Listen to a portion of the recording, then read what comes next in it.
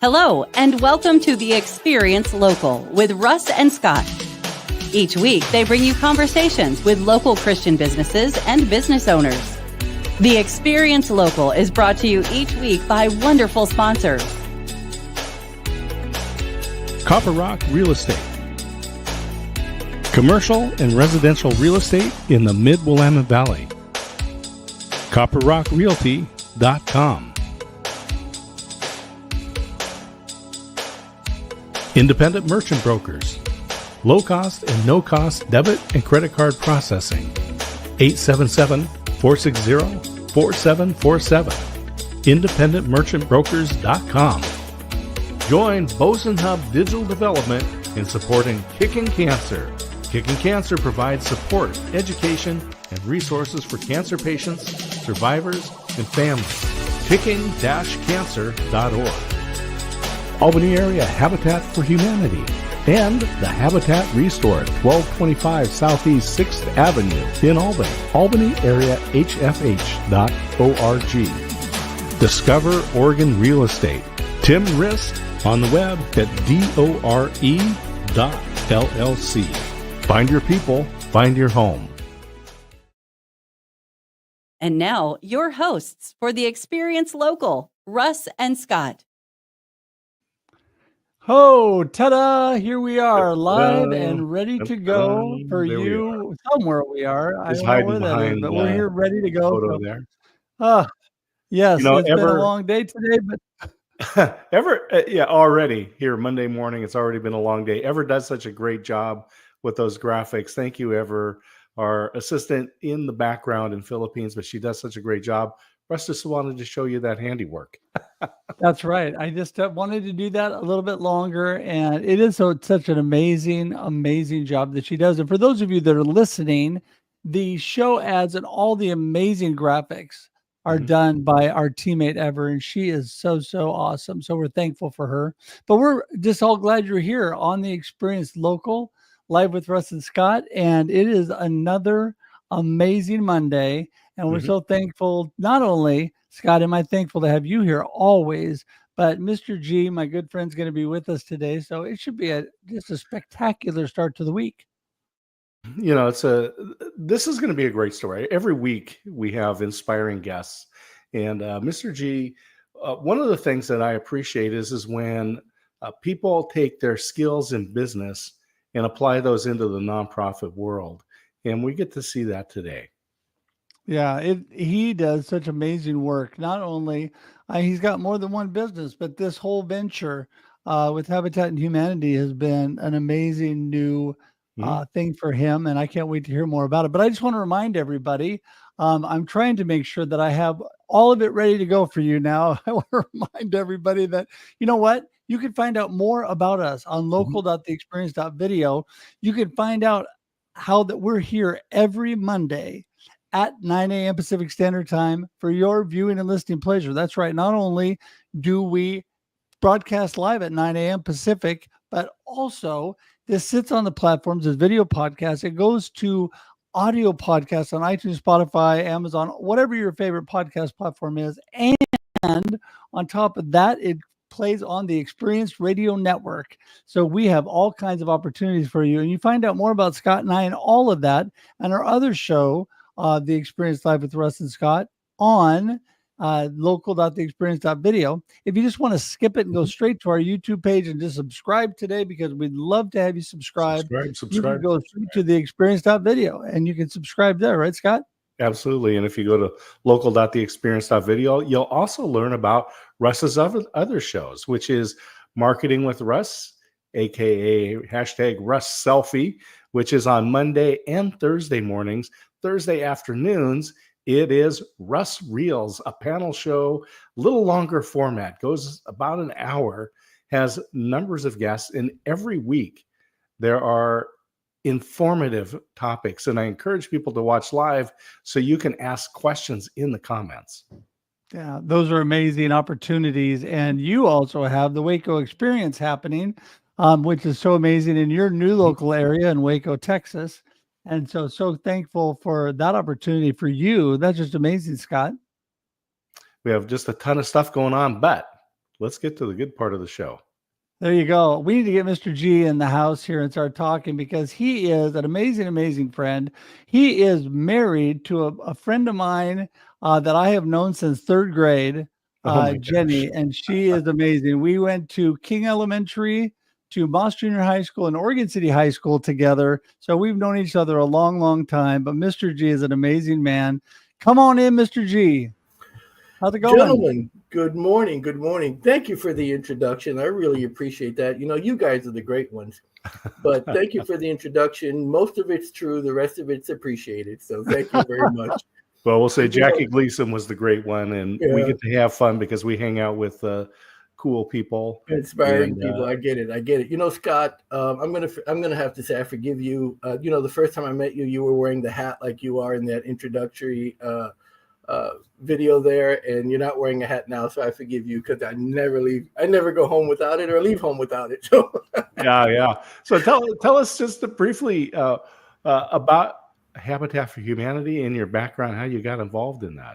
Well, you know, back many years ago, I was in social services and nonprofit management for over 25 years, and back in Florida, I had a group of Youth Build and AmeriCorps volunteers. We helped build almost 50 homes, and Habitat just holds a dear place in my heart, primarily because after you finish a Habitat project, it stands there, and you can always drive by and say, I participated in that. You know, it's hard to do that in some of the other endeavors that we non-profiteers are participate in.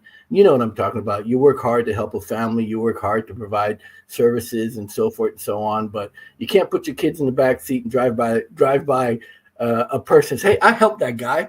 You know, that doesn't work. But you can always say, I helped build that house. And I got to tell you, Habitat is just a guiding force in building strength, stability, and self-reliance through shelter. And I'm going to bogart your program for a moment, because I was watching TV the other day and I heard a quote, tough times never last, but tough people do. And I have a horrible memory, Russ. And Scott, you don't know this about me, but I got a horrible memory. So I got to look things up that I already know. And I looked up some tough quotes. So I'm going to read my favorites to you, right? Okay, I love it. We get the tough times never last, but tough people do. But here's one. It's your reaction to adversity, not adversity itself, that determines how your life story will develop. That makes sense? Yeah, absolutely. Amazing, right? Yep. Okay. Here's another one I like. Our greatest glory is not in never falling, but in rising every time we fall. Amen. And that's right. Rising every time we fall. And here's the last one I'll mention. Hardships often prepare ordinary people for an extraordinary destiny. Russ, you know what I'm talking about. And Scott, Oh my goodness. Don't go way back. But as an individual who's a motivational listener, you absolutely know what I'm talking about, right? Yeah, well, I wanted to say to that, absolutely, adversity, hardships, challenges make us stronger, teach us more, we grow more coming out of challenges in our life. If everything was as simple all the time, we'd be sitting back just hanging out in Hawaii by the beach if it was all that simple. But we're not. We're actually going through life, and we have the ups and downs. I love that quote.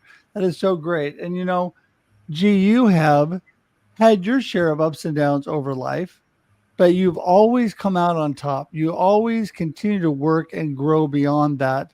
And I'll bet a lot of that has to do with your faith and what you really stand for, your you know, what your convictions are and what you really live by, because I know that you're an amazing person and you love to bless other people.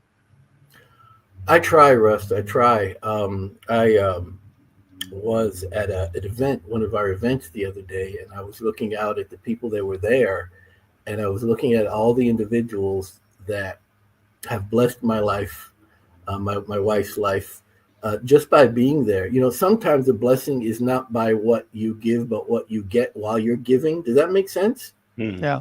Right. And you may not notice it now at that moment, but when you're there for someone, and whether they appreciate it or not, later on you see them flourishing, and you may have been a part in helping them through that tough time, or through that time of reflection, and it's not necessarily what you always say, but just the fact that you're there sometimes. Does that make sense? Yeah. Right.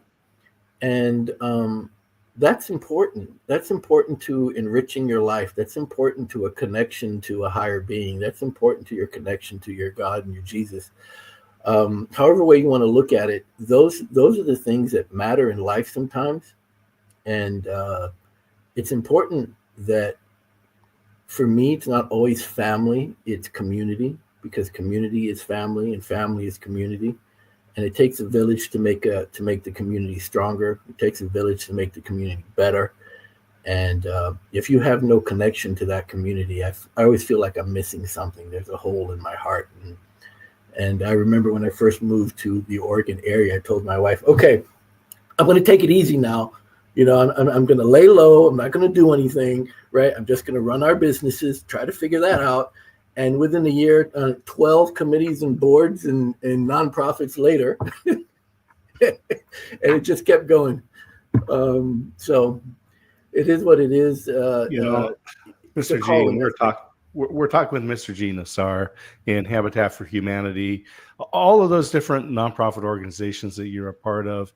That was the way I was raised. My mother was always involved. Yeah. And she was, for Benton Habitat for Humanity, she was the president there. Wow. And so I got to see a lot of what went on and got pulled in, of course, to work on the projects there. Mm-hmm. And sometimes it actually surprises me the number of people who aren't involved in nonprofit organizations. And it's something that we need to do. And you mentioned community. A friend of ours, Ted Rubin, he says networks give you reach, but community gives you power. And let's talk about the power of the community when they come together for Habitat for Humanity. Because we think of a lot of times it's the houses that are being built, but there's a lot of things that Habitat for Humanity does. And can you tell us a little bit about that and the community? Well, first of all, I should tell you that habitats we call ourselves affiliates, and we're kind of like franchises. We're run by separate boards, but we're governed by the Habitat International, structure, if you will. But each one is run separately. So each one has the ability to kind of custom design itself to the need of the community, whether it's rural, a hybrid, or a big city like Portland. So we are a small city, our affiliate in the Albany area. So to answer your question though, Scott, the goal is to not just help build a home, but to help build hope, help build a future. In that, the appropriate method is to also provide support services for the people that you're building a home for, both during, before, during, and after. That's why we call our families, when they enter into an agreement with us, we call it a partnership families. And a Habitat being a Christian organization, it makes a lot of sense to me because it requires a partnership to do all the things that they have to do. And that is working with us, working with the community, agreeing to go through all the steps required to not just prepare for the home, but build the home and also take possession of the home. So the background support services is just like any nonprofit organization that we can try to provide. However, I personally, because of my experience, know that recreating the wheel is not always the best thing. So what I like to do is partner with all the organizations and agencies that are out there and use their strengths, right, to our weakness. And instead of trying to recreate a program, I'll bring in another organization to help that family without having to recreate that program. Number one, it's a good steward of funding. Number two, it wastes less time. Number three, it provides expertise to the family and to the individuals in need, bringing those folks that have that expertise in that. If the family needs some childcare or something along those lines, I'm bringing the organization that has that expertise, that experience. If they need something stronger, some, possibly some substance abuse intervention, bring in the organization that has that expertise. And that's my focus in creating a supportive program for our families, is that the connecting them to the resources that are out there instead of trying to recreate the wheel and not doing it very, very well. Been around in social services for way too long. And one of my pet peeves is recreating a wheel because you have some money to do it. It's not always the best way to go about taking care of the community. No, I completely agree with that. In fact, speaking of community, I know you consider community, like you and I and Jenny are like family. We're very close, but you actually have family, your beautiful wife, and that are working with you. And the two of you have been side by side in all that you've done. Now, she is not over at Habitat, but your other businesses and obviously always a support. How important is that to you and all that you do? You can't do it without family, my friend. You can't do it without your family support. There's so many people out in the community. And when I talked about being there for others, I find that most of the time, the lack in people's, the how should I say this? The gap in their holicity is family. Their lack of family, lack of support, lack of someone to talk to. And Jenny and I have found that just being there for people have helped them, because like Scott, he's a motivational listener. We're listeners, and being a listener to folks before you can decide what they need, what they want, and so forth and so on. And half the time they need nothing but someone to have a conversation with, right? And they're not at the point where they can have the conversation with the greater maker. They're not at that point. That's not what they need at that moment. Although we guide them back that direction. But at the moment, some folks just need someone to listen to. And when you talk about family, my wife is a huge support to me because she lets me ramble. I come home and ramble. She may not even be listening, but I'm talking at her. And then, she's not the talker as much as I am. So I got to pull things out of her, come on, tell me more.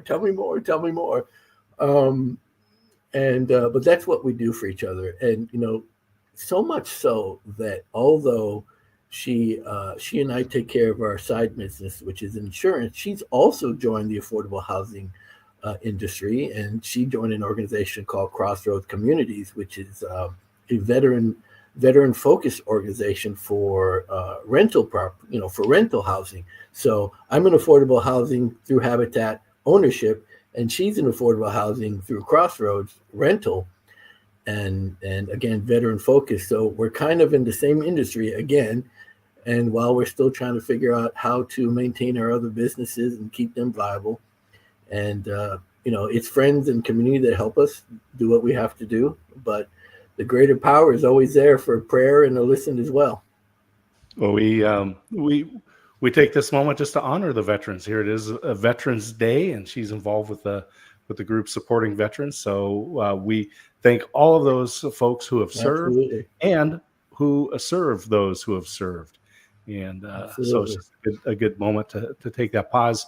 So let's talk about some events that are coming up as we wind down 2024 and look forward to 2025. Okay, well, for Habitat, we just had our first event. I've been with the Albany area Habitat for about 6 months now, and we finally reached the point where we did our first event, which was a meet and greet, open house, and folks came in to meet us at Sybaris Bistro, who hosted the event for us. And we had quite a few great sponsors. You can go to our Facebook site, Albany Area Habitat for Humanity, see all that and see a great little video. I wanted to try and make it an experience. So people got the opportunity to tell us about their Habitat experience in writing. They did some video commentary, which I look forward to doing a documentary in the future. We had some raffle prizes. Gus the Platypus was there for pictures, and everybody got to wear an orange hard hat and take pictures, and they got to meet the team, a couple of the families that have received homes in the past and are waiting for their homes now. We're there to meet folks, and our construction team was there, and some beverage and libation. So it was a very nice event. But in the future, in 2024, I look forward to having I want to do different things, Russ. Some things that I don't want to do the regular golf tournament and cornhole. So one of the things we're going to do is we're going to do a putt and strike event where you get bring a team and you get to putt golf and to bowl, and haven't figured out all the details yet, but that's going to be a little bit different. So we're calling that the putt and strike event. Then we're doing the Great Platypus Drop again in coordination with the YMCA at one of their events. We're going to do that there, which is where people get to buy ducks with numbers on them, and it get 10,000 ducks get raised in the air by a fire truck, and it gets released and into these little buckets or things like that. And the winner gets to win some great prizes. Haven't figured out what those are yet, but we're going to be doing that this year, probably around March, April, May, early second quarter. We're also going to do a costume ball, a harvest fall costume ball. Come one, come all, come to the costume ball. And I think that's going to be interesting because I didn't want to make it, spooky based, Halloween based, but right around that time, let's have a costume ball. We don't get to dress up and go party anywhere. And this will be an opportunity to mingle with other costumers, maybe with this Bridgerton area that's going around. People might dress up like that. I haven't figured out what I'm going to dress up yet, but I expect to see you two there. But is dressing up taking off your hat? Well, a different hat. I wear a lot of hats, Russ. Scott, I'm sorry. I wear a lot of different hats. You know what? Here's something interesting. You know where I learned this? When you work in the social service nonprofit world, I was in nonprofit management for a long time. And the one thing, especially when you're in a growing nonprofit, you wear all the hats in the organization, right? You clean the toilets and you prepare for a board meeting and a fundraising meeting all in the same day. Hopefully you wash your hands. But my point is you wear all the hats in the organization. And that's how you can tell an organization that's ready to bloom, that's ready to grow, because the folks that work there are willing to do what needs to get done to help to help their constituents, to help the community and make the community better. And it's funny that you brought that up, because I tell people I wear many hats, and that's where that comes from, because I've been in every single position. And even when you're in one position, you do 5 or 6 or 7, right? If you're not ready to do that, you're not ready to work in this field, because this field requires you to, live it, love it, breathe it, bleed it at times, and it is what we do. It's how we do what we do if you're going to do what we do, if that makes sense. And that's why you're so good at it, because you do that. That's what you live every day. And I just love that about you, G. I tell you, if anybody in the local area doesn't know Mr. G, I would be shocked, because you've been in every golf tournament, every cornhole tournament, every fundraiser that any nonprofit is doing. And you're just a blessing. You and Jenny together, what a team. What a team. 2 amazing people that are such a blessing to others. And I was blessed a week ago to talk to a gentleman about giving. He's a go-giver, and his name's Bob Berg. He's amazing. And the reason I bring him up is because you are all about giving, and giving comes back to you. When you give unconditionally and you love people, it comes back to you, because then people want to be with you, want to be around you, want to help you, want to bless you.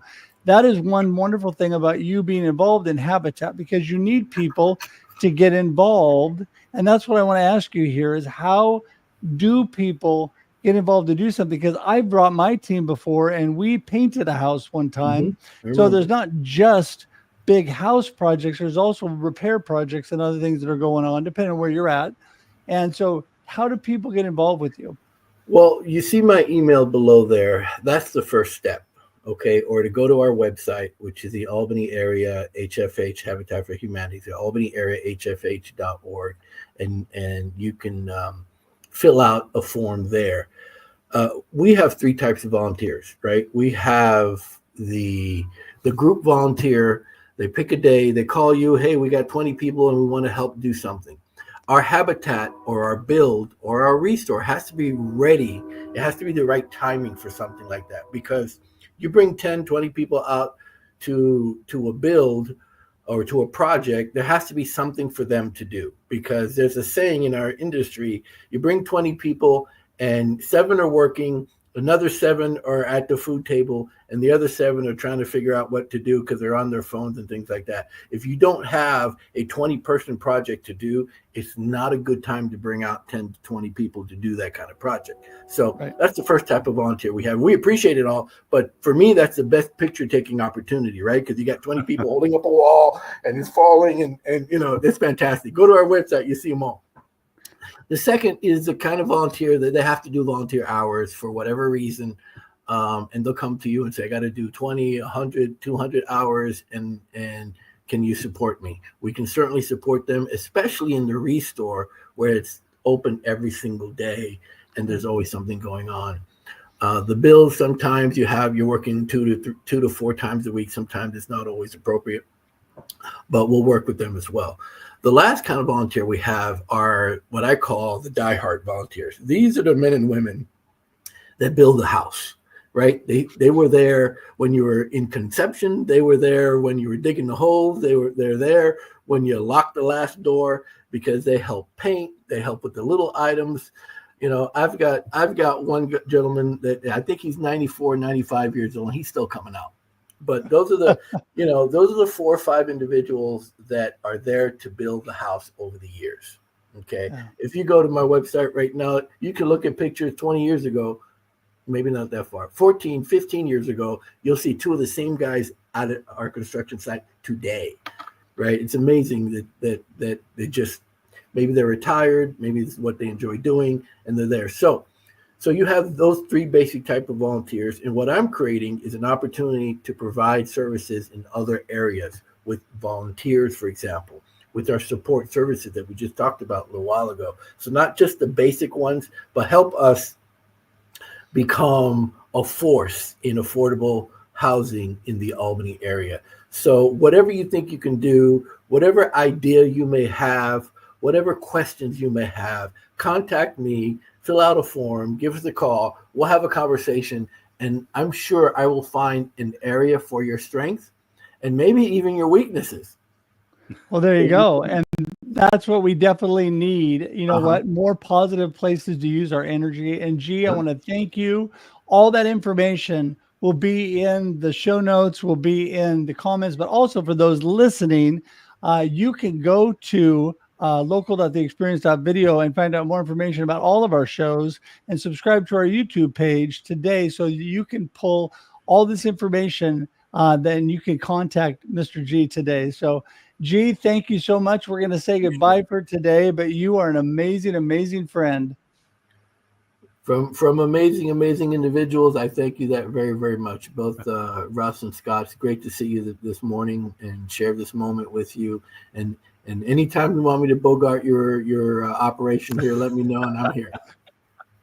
All right, we're there. I'll bring more quotes. We'll give you a call next time we need that. All right, thanks, man. All right, take care, gentlemen. Have a good one. God bless. So on that whole tough guy thing, this is Veterans Day. I was thinking of the tough guy thing, and it was the day that Chuck Norris was born was also the day that definitely a tough guy. Chuck Norris, the day he was born was also the day that Germany surrendered in World War II. So there you go. Well, there you go. No coincidence there, I'm sure. So we'll end on that note. So don't forget, we'll be here at 9 a.m. Pacific Standard Time next week, and join us again on the Experience Local. Until then, see everybody and enjoy the experience. And thank you, veterans. Woohoo! Thank you, veterans. Thank you for tuning in to The Experience Local with Russ and Scott.